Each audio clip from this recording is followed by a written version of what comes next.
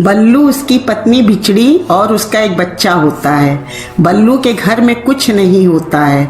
बल्लू बहुत मुश्किल में अपने परिवार का पेट पालता है। एक दिन बल्लू के घर में कुछ नहीं होता है खाने को। घर में कुछ नहीं है खाने को, कुछ लेके आइए तो मैं कुछ बना सकूं।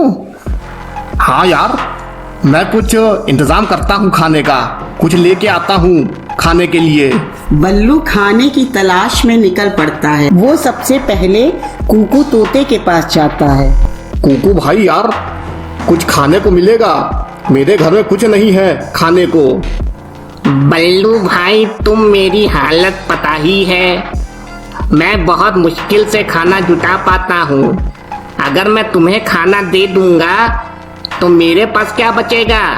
मुझे माफ करना भाई, मैं कुछ नहीं दे सकता हूँ खाने को। तुम यहाँ से चले जाओ। कोई बात नहीं यार। अब बल्लू जाता है कुब्बू कबूतर के पास। कुब्बू भाई, मेरे घर में एक दाना भी नहीं है खाने को, कुछ खाने के लिए दे दो, मैं तुम्हारे घर का काम भी कर दूंगा। नहीं बल्लू भाई, काम करने की कोई जरूरत नहीं है। मैं तुम्हारी हालत समझ सकता हूँ। मेरे पास कुछ फल पड़े हुए हैं, उन्हें मैं तुम्हें दे देता हूँ, क्योंकि मेरी भी हालत तुम्हारे जैसी है। धन्यवाद यार, अगर तुम नहीं होते तो मेरे बीवी बच्चों को भूखा सोना पड़ता।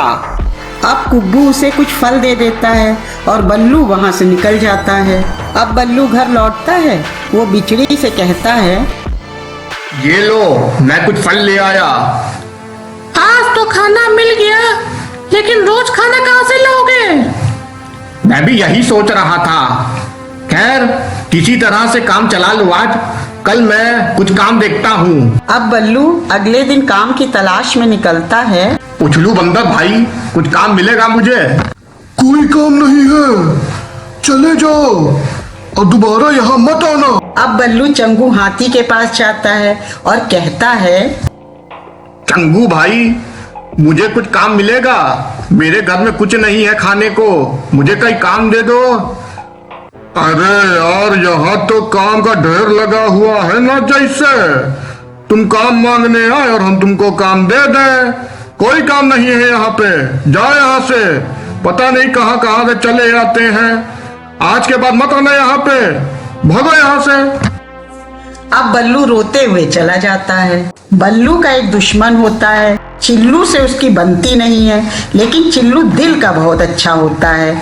चिल्लू को बल्लू के हालत के बारे में पता होता है। चिल्लू बल्लू के घर जाता है और बल्लू उसको देखकर बहुत गुस्सा होता है और बल्लू कहता है, तुम यहाँ क्यों आए हो? चले जाओ।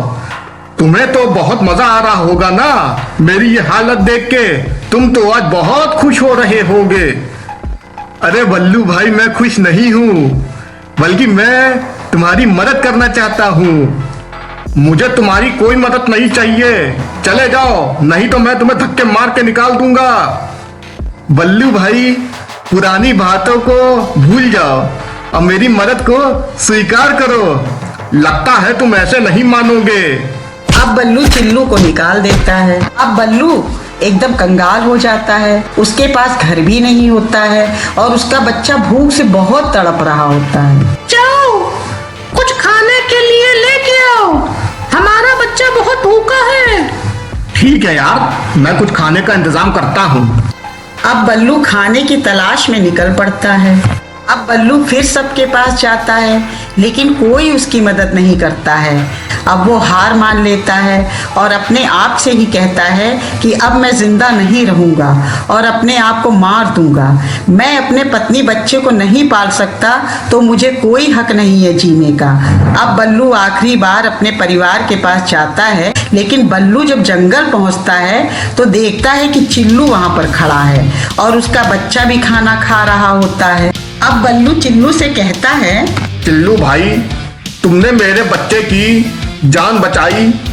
मैं ये एहसान तुम्हारा कभी नहीं भूल सकता। मैंने तुम्हें उस दिन धक्के मार के निकाल दिया था और आज तुमने मेरी मदद की। बल्लू भाई, मैंने पहले भी तुमसे कहा था कि मैं तुम्हारी मदद करना चाहता हूँ, लेकिन तुमने मेरी बात नहीं मानी। अब तुम सारे दुख भूल जाओ और मेरे साथ चलो, और मेरे साथ तुम लोग मेरे घर में रहोगे और हम दोनों साथ में काम करेंगे और दोनों एक साथ रहेंगे। तुम्हारा दुख मेरा दुख। बल्लू अब बहुत खुश हो जाता है। चिल्लू के साथ बल्लू का पूरा परिवार चला जाता है। सबके साथ अच्छा करना चाहिए, कभी किसी का बुरा नहीं करना चाहिए, क्योंकि कभी भी किसी की ज़रूरत पड़ सकती है। हाँ तो दोस्तों, अगर मेरी कहानी आप लोगों को पसंद आई हो तो चैनल को सब्सक्राइब करें